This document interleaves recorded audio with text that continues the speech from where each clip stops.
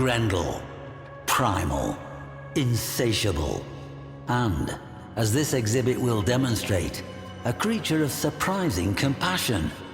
After the fall of the Orokin Empire, a surviving Orokin executor, a violet-scented brute named Karish, lorded over Europa's frozen, famine-struck city of Ridda. Save within his walled manse, the moist and loathsome Karish lived a lavish life, while his frail citizens obeyed every edict in the hope of receiving his pre-masticated table scraps.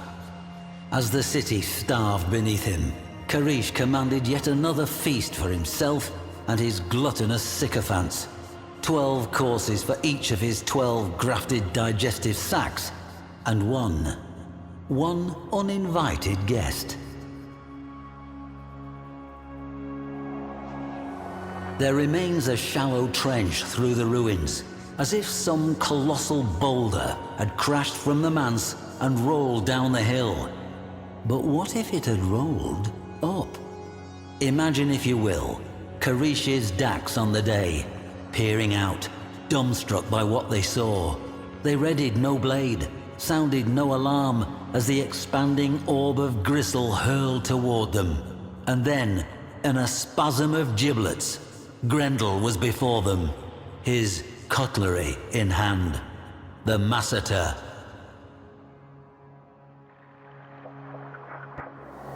Scraps of cloth matching Grendal's unexpectedly elegant sayandana were retrieved from the site, hooked on the remnants of gilded gates, stained with evidence of his degustation. Indeed, most of the Orokin hangers-on who attended the feast became it, and Karish himself fled shrieking into the hills of Ridda as fast as his 12 exosac levitators would carry him. It came as no surprise to me to find this tiny fragment of Gauss just outside the city. Indeed, if one thing is for certain, wherever we find evidence of Grendal, we're sure to find some trace of Gauss as well. Did they breach the city as a pair? Or did Gauss hang back to intercept returning patrols, generously letting his friend Grendal eat his fill at the feast within?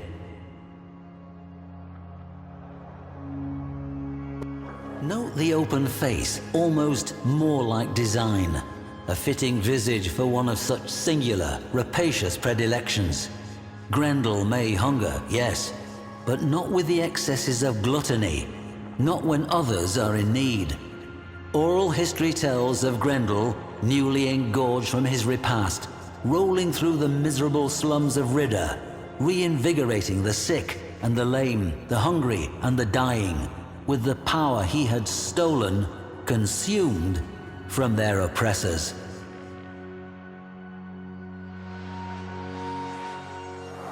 Here we have shattered fragments of the manse wall, and the gate, mangled by Grendal's masseter blade. One can almost see the city's masses, newly rejuvenated by Grendal's healthful blessing, storming the manse. Shattered gates thrown wide, they take back what was theirs, namely, control of their future.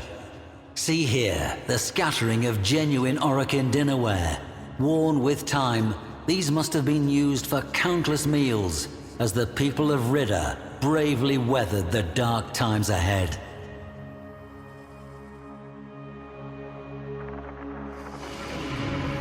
Many warframes have speed and litheness, but power, momentum, impact, these require mass.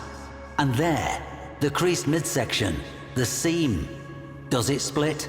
Yawning open with a jagged, vacuous aperture to who knows? A certain Orokin may have found out.